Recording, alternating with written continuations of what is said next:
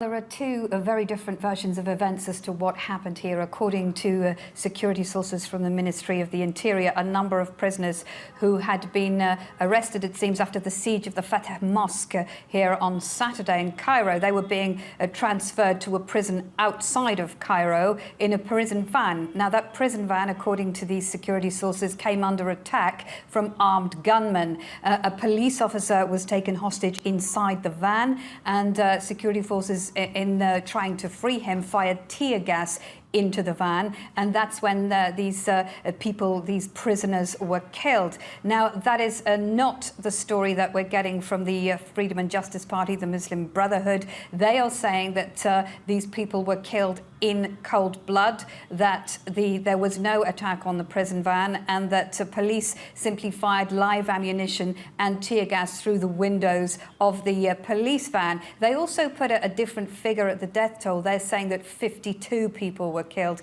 Again, there has been no confirmation of that from either side. However, what this shows you is the differing narratives, these differing versions of events that we keep hearing, one side from the authorities, one side from the Muslim Brotherhood.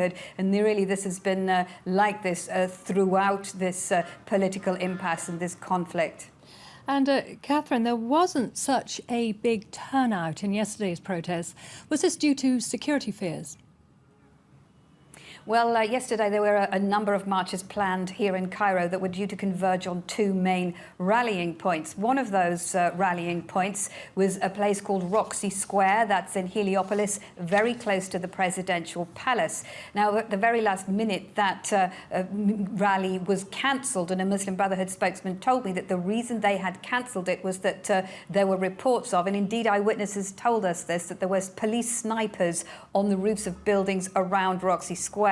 So to avoid more bloodshed, the Muslim Brotherhood cancelled that rally. However, they had intended to go ahead with another rally outside the Supreme Constitutional Court along the Corniche, the banks of the Nile, and marches did indeed set off to get there. However, the police had cordoned off that area, army and police, a huge presence outside the Constitutional Court, so that prevented the protesters from getting too close to the court. They did, however, stage a rally before leaving shortly after the curfew. Of course, we have a curfew in place here from 7 o'clock in the evening. However, some rallies did break the curfew, notably in Alexandria and in a Cairo suburb of Helwan. They carried on protesting, the Morsi supporters, past the curfew time, although the security forces, it seems, did not intervene to make them go home. Now, Muslim Brotherhood spokesman has told me that more rallies are planned for today. He was not able to give details at this point as to where and when they will be, but it is all part of the Muslim Brotherhood's series of protests this week called the Week of Departure. They're demanding that the coup authorities, as they call them, leave. However, as far as the rest of the capital is concerned, I think it's really business as usual today. Although yesterday was the first day of the working week, people did tend to stay at home, but today people are out going about their business as usual. I think that they stayed at home yesterday. They were afraid that because of the rallies, more violence would happen, and it didn't, so that they've gone back to work. And one big indicator of that is the amount of traffic back on the roads in Cairo. Again, we're at the usual bumper-to-bumper traffic here.